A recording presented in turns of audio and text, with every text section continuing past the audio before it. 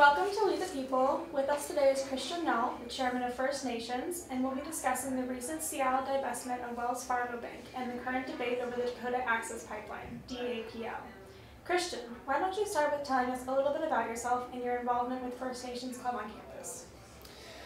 Yeah, so I'm Christian Nault. I'm the current chairman of First Nations this year. I'm a second-year undergrad student studying linguistics, and I got involved because it's one of the few groups on campus that kind of represents or is a part of the Native community in the area. So, myself being a Native American, on both of my parents' side of the family, that's definitely a part of my identity and heritage. So, that's something I try to involve myself in. Do you feel like there's a lot of opportunities on campus to be involved with?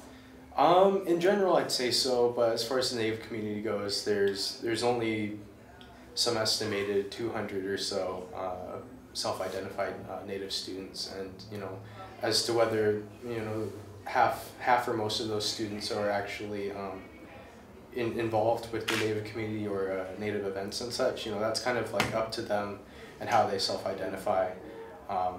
So for the Native community at UW is pretty small, and in general it's in the area, but it's sizable enough that you kind of have to seek out the opportunities that are out there. You kind of have to actively search out for the community and the opportunities within it, but it's certainly there. So where do things stand with the Dakota Access Pipeline? Man, do you want me to start from the very beginning? Because there's a bit of...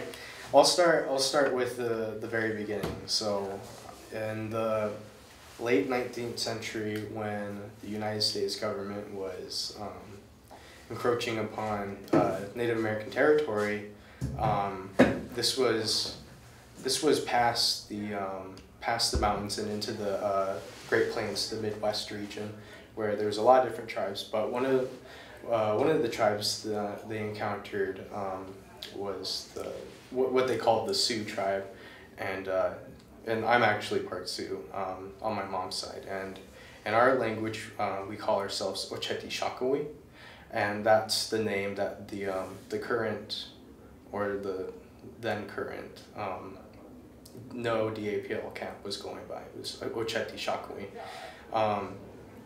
So Oceti-Sakowin means 7 council fires, or 7 fire council, and it's made of it's kind of like one overarching self-identifying term for one group of people, and we're subdivided into smaller tribes and smaller units.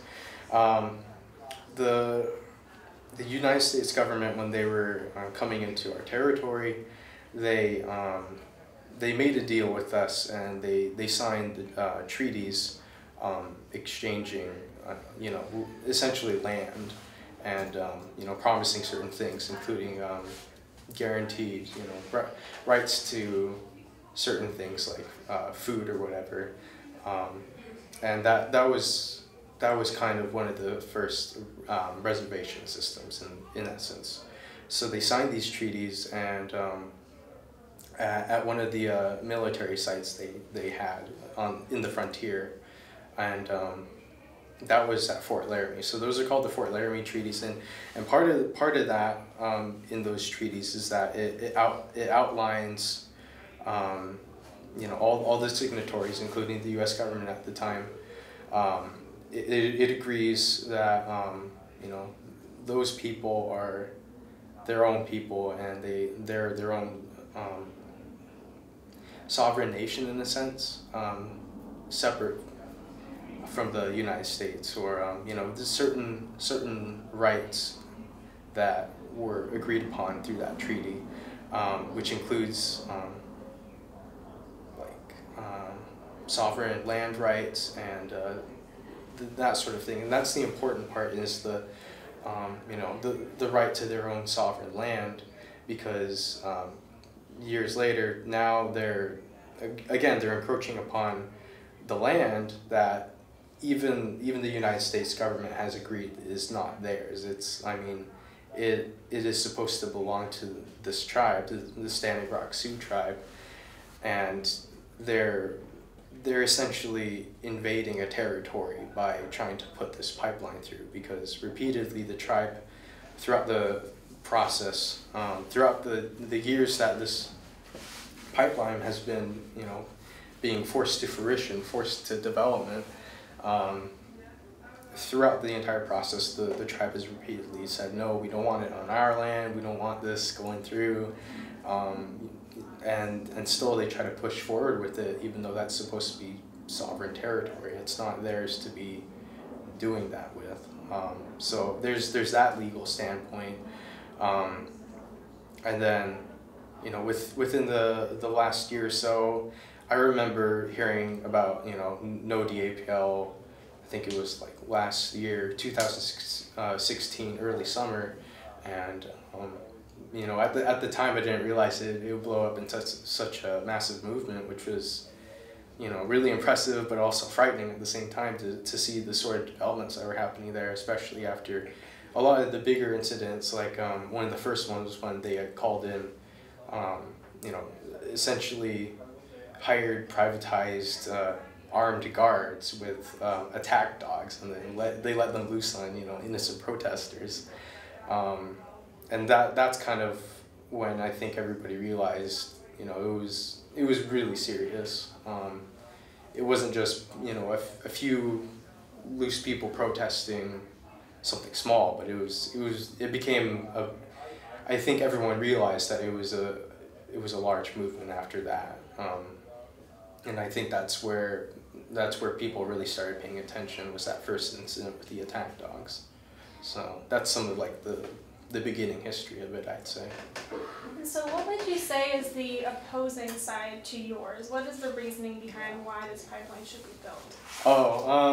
Well, I mean, people have these claims that putting up a pipeline will, it's good for the economy. There's this economic incentive that it'll create jobs, and that, profit will be made from it. And sure, profit can be made from it, but, like in this current economic system, profit can be made off of a lot of things, and that doesn't necessarily mean it's morally or ethically right. Just because it can be done doesn't mean it should be done. For a lot of different reasons, the pipeline shouldn't come through. Not just a legal standpoint, but from a moral one too. But people say that it'll create jobs, and it'll help out. But I think that's been what I hear is like the main reason people think it would be a good thing if it went through. But even then, some people don't think that's not, just because there would be profit in it, that's not a good enough reason for it. And even still, whose profit is it? The average Joe is not going to be seeing money from this pipeline unless you're working on it, or if you're one of the investors. And Speaking of investors, the Seattle City Council recently voted 8-0 to divest $3 billion from Wells Fargo Bank because of its involvement as a lender to the DAPL project. How does that help your cause specifically? Yeah, so I was sort of there on the day, actually, and I was really excited to hear about that, because when you hear about an issue that you feel not only that you're a part of, but in some sense connected to, but in a very personal sense. I mean, I try to keep up with the issues of no DAPL and all that, because to me it's not just something I have a passing interest in, but it's something that I recognize affects people of my tribe. I may not know these people, I may not have ever been to that reservation, I may not even have relatives on that reservation, but because I am also part of the same tribe, and in general I am also a Native American, and as Native Americans we realize a lot of us have similar issues with this, environmental issues, and economic issues like that, just because of our past history. That's something that's very important to me. So I was there at Seattle City Hall, I believe it was, when there was a lot of protesters that were, some of them were even testifying for the council to, as an incentive, or posing reasons and justification for divestment from Wells Fargo Bank, since they are funding the Dakota Access Pipeline. So when I was there, there was everybody in a room, kind of like a televised live feed of what was going on in the actual council meeting. Sorry, what was the question again? Just how does that help your cause in general Yeah. if Seattle does not fund Wells Fargo? Okay, so when I was there, I realized that the main action is not just the protesters and direct action or whatever it is, or civil protest at the actual construction site where the Dakota Access Pipeline will be coming through. A lot of it is also in cities, or on an individual level. Like, the reason why they're trying to push for divestment is because all the work can't be done on the ground at the actual site. If for instance Martin Luther King in the civil rights era, if his actions stopped at the speeches and the marches, how much progress would he have actually made? All the real progress was done in other actions on the side, and you only hear about the big things, but it's all the little things that add up too. And at some point, if enough cities were to divest, that would be a sizable enough profit margin of loss for the investing companies and banks. If everyone were to do that, it's like what they say, money talks. And if there's no money coming through to them because of their unethical investment choices, then they'll have to start listening to what we're trying to tell them.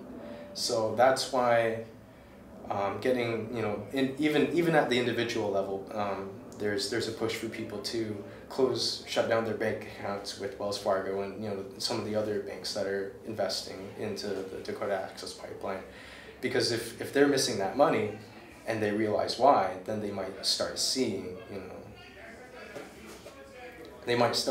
that they have to be more ethically minded with their investment choices, or else there will be repercussions for it.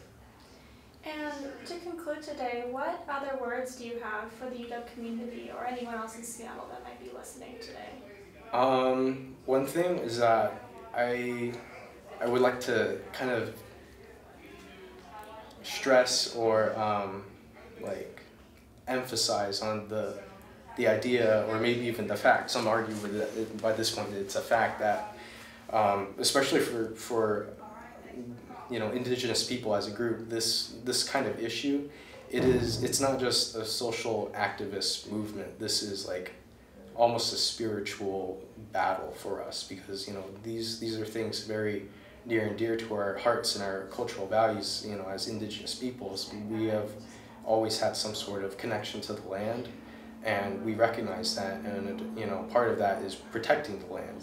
We don't want this pipeline to go through, because when it leaks, and not if it leaks, when it leaks, it'll essentially poison the water supply. And access to clean, pure water is an increasingly important issue for everybody all across the world. It doesn't matter whether you're in a first or third world country anymore.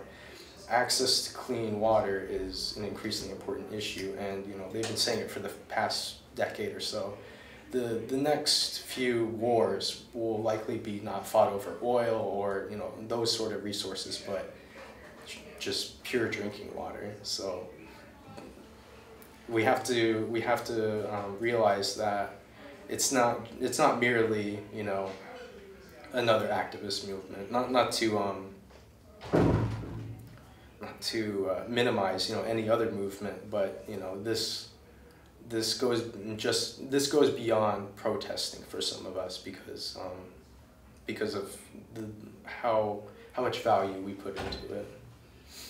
Well, thank you so much today. Thank you for sharing your story and for being here with us. And Yeah. this is We the People. Thank you.